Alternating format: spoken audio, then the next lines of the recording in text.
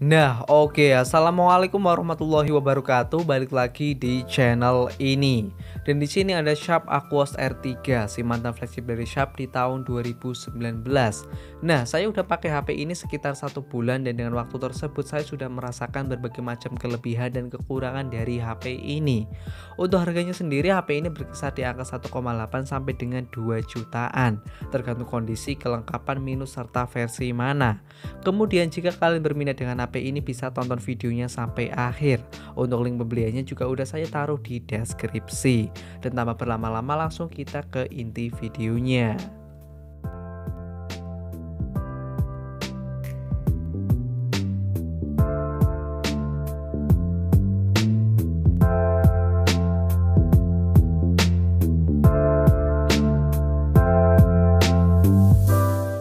Pertama, kita mulai dari body dan desain terlebih dahulu.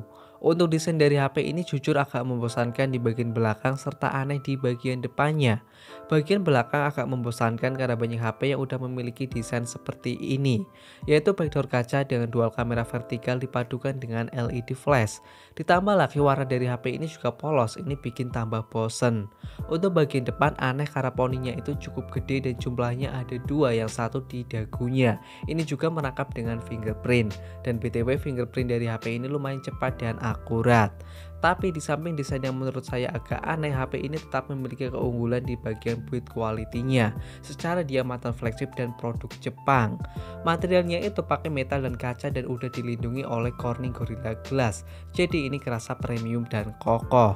Untuk dimensi dari HP ini adalah 156 x 74 x 8,9 mm dan beratnya itu 185 gram. Bisa disimpulkan HP ini nggak terlalu besar dan berat.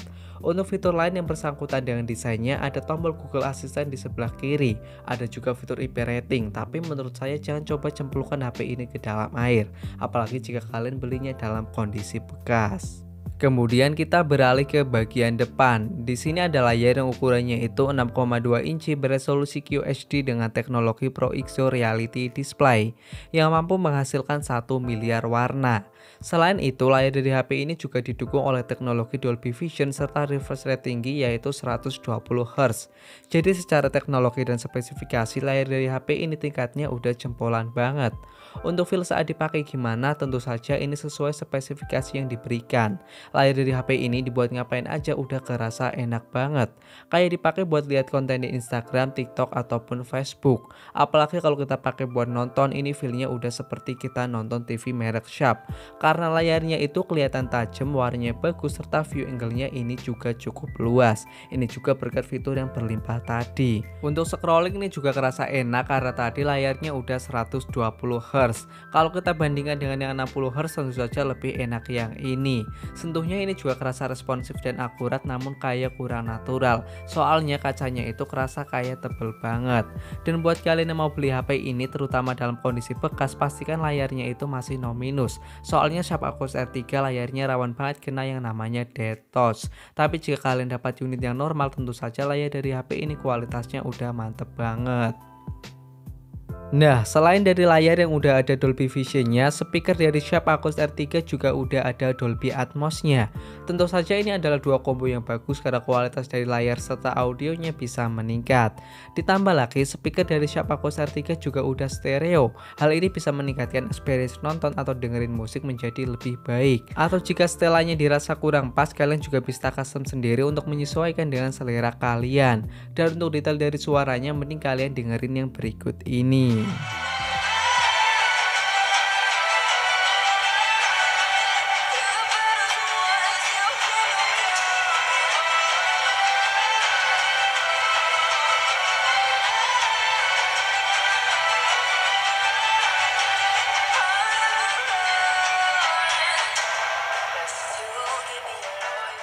Kemudian di bagian performa, saya rasa HP ini pakai jeroan yang masih dibilang cukup mantap karena dia itu pakai Snapdragon 855.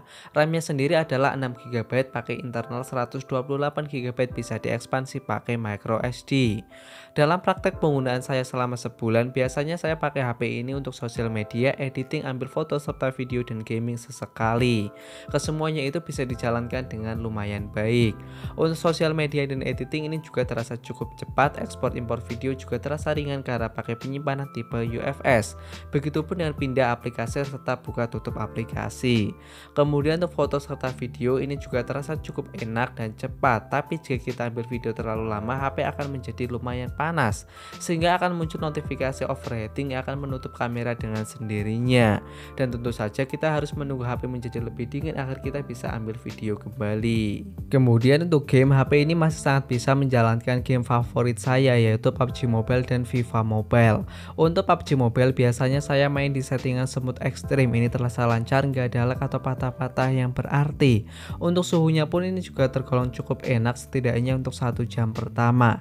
Lebih dari 1 jam suhu akan lumayan naik sehingga frame drop akan lumayan terjadi. Apalagi jika kita main di settingan rata kanan, ini gameplaynya kerasa kurang nyaman. Saran saya kalau mau main PUBG mending di settingan smooth ekstrim aja, ini udah lumayan bagus. Kemudian untuk FIFA Mobile ini juga kasusnya hampir sama seperti PUBG Mobile, tapi ini daya tahannya bisa lebih lama. Jika kita main di settingan menengah, ini bisa bertahan setidaknya untuk 1,5 jam pertama, masih lumayan enak, nggak ada lag atau patah-patah yang berarti. Lebih dari 1,5 jam tentu saja panas akan terjadi sehingga lag akan lumayan muncul atau lumayan berasa. Untuk settingan rata kanan ini juga aslinya masih bisa, tapi paling daya tahannya hanya setengah jam aja. Sesuai yang kita bahas tadi, performa dari HP ini emang masih mumpuni, namun sayangnya hal tersebut tidak didukung dengan baterainya. Pasalnya baterai dari HP ini hanya mempunyai kapasitas 3200-an mAh dan baterai tersebut harus menanggung layar 120Hz QHD dengan performa yang tadi lumayan ngebut. Kalau saya pakai sebagai HP utama dengan game sesekali, ini sehari butuh 2 kali ngecas. Tapi kalau sebagai HP kedua atau HP dengan pemakaian yang ringan, ini masih cukup untuk seharian. Ini juga tergantung dari unit yang kalian dapatkan. Kalau kalian mendapatkan unit dengan baterai yang masih bagus, tentu saja daya tahannya akan lebih lama. Kemudian untuk pengecasannya sendiri menurut saya ini lumayan cepat. Saya ngecas dengan charger power delivery dari 0 sampai 100% membutuhkan waktu sekitar 1 jam 30-an menit.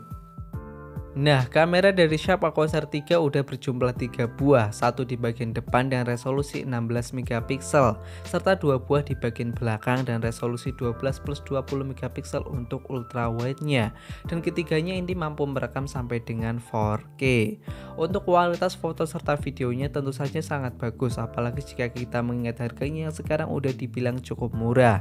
Foto yang dihasilkan itu sangat tajam dengan warna yang gak lebay di pencahayaan yang ideal. Ini juga berlaku untuk lensa ultrawide serta kamera depannya. Namun sayangnya Sharp Aquos R3 belum ada mode malamnya atau belum ada night mode-nya. Jadi jika kita ambil foto di malam hari, kualitasnya akan agak menurun. Tapi ini bisa diakali dengan cara install Gcam. Untuk video Gcam dari Sharp Aquos R3 udah saya buat, linknya ada di kanan atas atau ada di deskripsi. Untuk sampel dari foto serta videonya lebih lengkapnya kalian lihat yang berikut ini aja.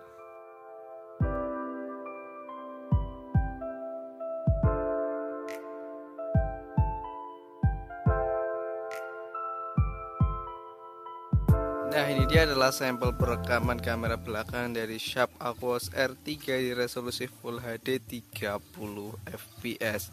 Ini di sore hari dengan langit yang lumayan mendung. Nah, seperti ini bisa dilihat. Ini ada orang di sini, kita coba zoom. Ini zoomnya digital. Ya, bisa dinilai aja kualitas dari gambarnya, kemudian ketajamannya. Untuk fokusnya seperti ini, cukup oke. Dan suaranya juga bisa dinilai kalian sendiri. Untuk kestabilannya seperti ini.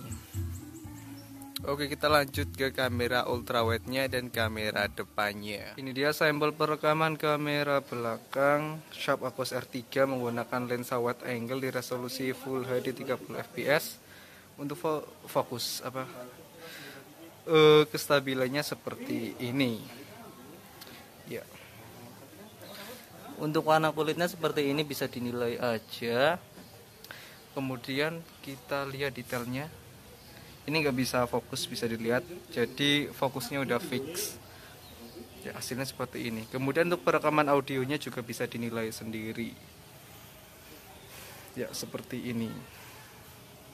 Kalau ini adalah sampel perekaman kamera depan Sharp Aquos R3. Detailnya seperti ini, bisa dinilai. Ini kondisi backlight, nggak ada fokusnya. Untuk jalan seperti ini bisa dinilai kestabilannya. Lumayan apik. Untuk perekaman audionya juga bisa dinilai sendiri kualitasnya seperti apa. Untuk warna kulitnya di sini agak kemerahan, jadi kurang natural. Menurut kalian gimana, bisa dinilai bagus atau enggak? Nah, tibalah kita di akhir video ini. Tapi sebelum kita menuju ke kesimpulan, saya kasih tahu beberapa informasi tambahan seputar HP ini. Sharp Aquos R3 sekarang Androidnya itu berada di Android 11 dan ini nggak bisa diupdate lagi. Skinnya sendiri ini lumayan dekat dengan stok Android, jadi cukup simpel dan minimalis dengan sedikit modifikasi. Ada juga fitur NFC serta audio jack, jadi kalian bisa mendengarkan musik lewat headset kesayangan kalian. Kemudian kesimpulannya bagaimana? Apakah HP ini masih layak untuk dibeli di tahun 2022?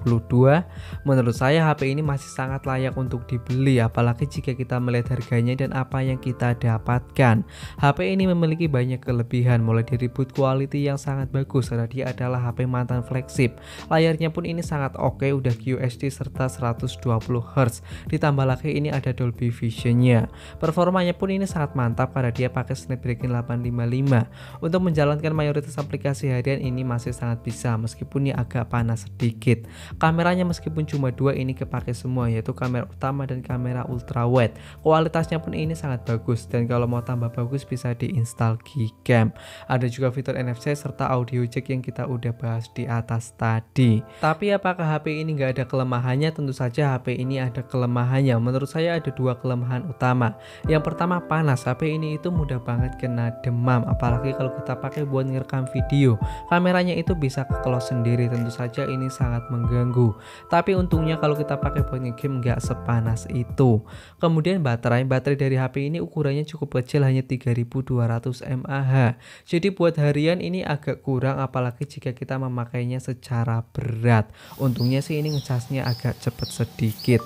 Dan itu dia kesimpulannya, kalian juga bisa memberikan kesimpulan sendiri masih layak atau enggaknya. Videonya juga sekian aja dari saya, apabila ada kesalahan saya mohon maaf. Jangan lupa like, comment, dan subscribe. Terima kasih. Wassalamualaikum warahmatullahi wabarakatuh.